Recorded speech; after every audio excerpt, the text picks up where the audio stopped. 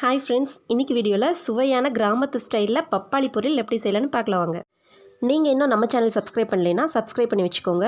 கூடவே வர bell சிம்பலில் all அப்படிங்கிறத செலக்ட் பண்ணி வச்சுக்கோங்க. அப்போ தான் நான் போடுற வீடியோஸ் உங்களுக்கு நோட்டிஃபிகேஷனாக வரும்.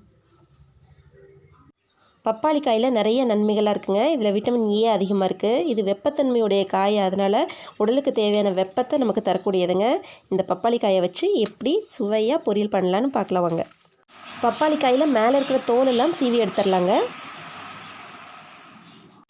இப்போ தோலெலாம் நல்லா சீவியாச்சுங்க. இப்போ இதை கட் பண்ணிடலாம். பப்பாளி காயில் பார்த்தீங்கன்னா வயிற்றில் இருக்கிற புண்ணு சரி பண்ணுதுங்க. பசியின்மையை போக்குது. சிறுநீரை பெருக்குதுங்க. இதில் வர பாலை நம்ம கட்டி மேலே தடவிட்டு வந்தோம்னா கட்டி உடஞ்சி சீக்கிரம் சரியாயிடுங்க. நம்ம நான்வெஜ் சமைக்கிறோம் அப்படின்னா 2 துண்டு பப்பாளி காயை நான்வெஜ்குள்ளே போட்டிங்கன்னா கறி சீக்கிரம் வந்துடுங்க. இதில் விட்டமின் ஏ ரொம்ப அதிகமாக இருக்குது.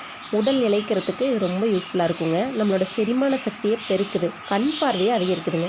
ரத்தம் சுத்திகரிக்குது. இப்போ இதை பொடி பொடியாக கட் பண்ணி எடுத்துக்கலாங்க. இப்போ எல்லாத்தையும் பொடி பொடியாக கட் பண்ணி எடுத்தாச்சுங்க. வானொலி சூடானதும் கொஞ்சமாக நல்லெண்ணெய் விட்டுக்கலாங்க. அது காயட்டும். எண்ணெய் காஞ்சதும் இந்த காயெல்லாம் உள்ளே சேர்த்திடலாங்க. கலந்து விட்டுடலாங்க. கலந்து விட்டு கொஞ்சமாக மஞ்சள் தூள் சேர்த்திக்கலாங்க.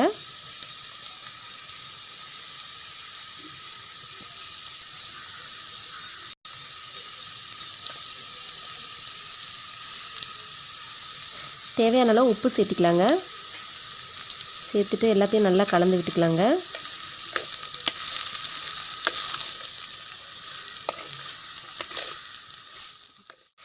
இப்போ கொஞ்சமாக தண்ணி சேர்த்திடலாங்க. பப்பாளிக்காயும் தண்ணி விடும், அதனால் கொஞ்சமாக சேர்த்திக்கலாம். சேர்த்திட்டு நல்லா கலந்து விட்டுறலாங்க. இது மூடி வச்சு ஒரு 10 நிமிஷம் நல்லா வேகட்டுங்க.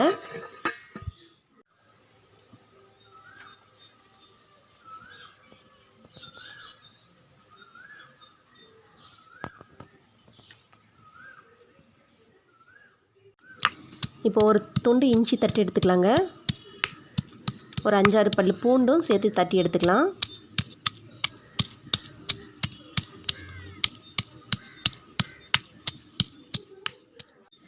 காரத்துக்கு 3 பச்சை மிளகாயும் சேர்த்து தட்டி எடுத்துக்கலாங்க.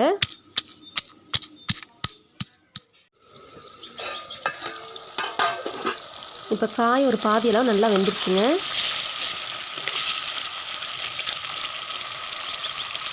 நான் ஒரு பெரிய வெங்காயம் நறுக்கி வச்சுருக்கேன். இப்போ அதை சேர்த்துடலாம்.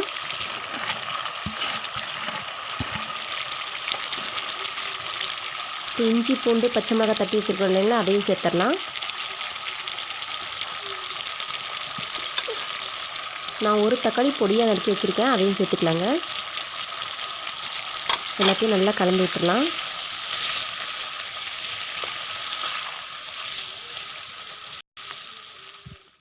இதை மூடி வச்சு ஒரு 2 நிமிஷம் நல்லா வேகட்டுங்க. இப்போ வெந்துருச்சான்னு பார்க்கலாங்க. தக்காளிலாம் நல்லா வெந்துருச்சு. இது எல்லாத்தையும் நல்லா கலந்து விட்டுடலாம். நான் ஒரு அரை மூடி தேங்காய் துருவி வச்சுருக்கேங்க. இப்போ அதையும் சேர்த்துடலாம். எல்லாத்தையும் நல்லா கலந்து விட்டுக்கலாங்க.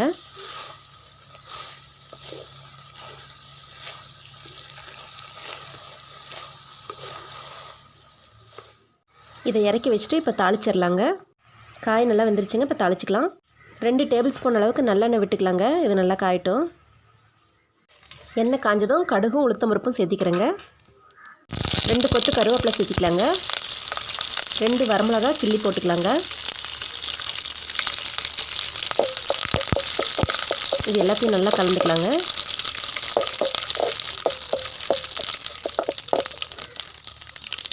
இப்போ இதை எடுத்து இந்த காயில் சேர்த்துடலாங்க.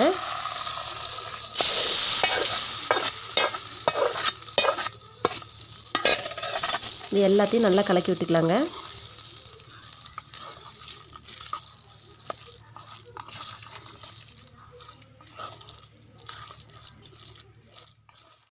பாருங்கள், சுவையான கிராமத்து ஸ்டைலில் பப்பாளி பொரியல் சூப்பராக தயாராகிடுச்சு. மண் அடுப்பில் மண் பாத்திரத்தில் செய்கிற சுவையே தனிதாங்க.